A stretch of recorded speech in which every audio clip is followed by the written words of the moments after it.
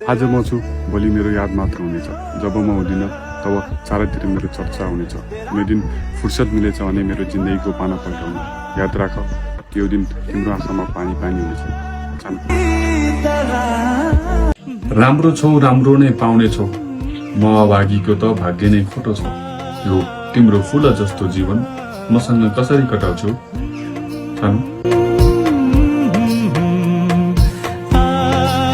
कोही मान्छे यति व्यस्त हुँदैन कि एसएमएस सिङ्गर रिप्लाई दिन नसकोस्। त्यो त उसले तिमीलाई कति महत्त्व दिन्छ भन्ने कुरामा भर पर्छ। एनिवे, तिमीलाई फुर्सद मिल्दा अनि तिमीलाई बोल्न मन लाग्दा मात्र बोल्ने गराई, नत्र जबरजस्ती बोल्नुपर्ने कुनै विशेष गुण छैन ममा।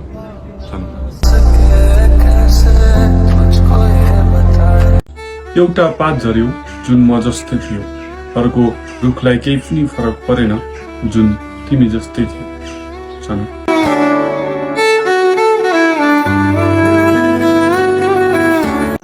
चौतारीको बर जस्तै बाछु, सबैलाई शीतलता दिने, आफ्नो लागि छाया छैन। आमा रुन्छन् भनेर मात्र हो, नत्र यो जिन्दगीदेखि त्यति धेरै माया छैन।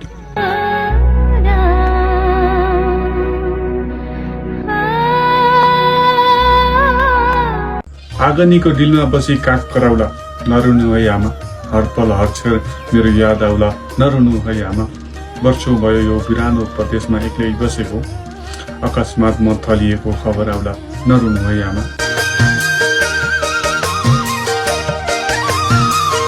सबैभन्दा ठुलो आत्मसम्मान हो पहिले आफूले आफूलाई माया गर्न सिक्नुहोस्। इज्जत उसको गर्नुहोस् जसले तपाईँलाई गर्छ। धेरै सोझोपन पनि इज्जतको लिलामी हुन्छ।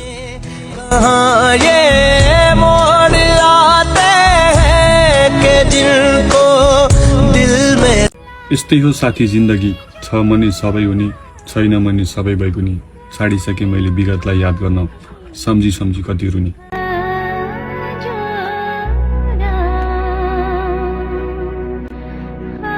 को सही को गलत जाँच्ने कसरी होला?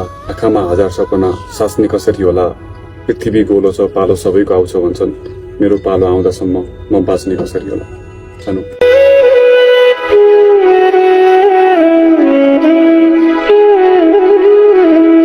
अब न कसैको दिल दुखाउनु छ, न कसैलाई जबरजस्ती गर्नु छ। आफूले आफूलाई सीमित राखेर चुपचाप बसेर यो बाँकी रहेको 2 दिनको जिन्दगी आनन्दले कटाउनु छ।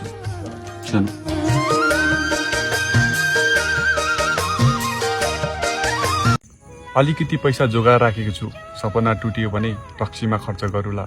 अलिकति सितन तिमी लिएर आउनु, कहाँनिर चुके के गल्ती भयो सबै भन्नुला।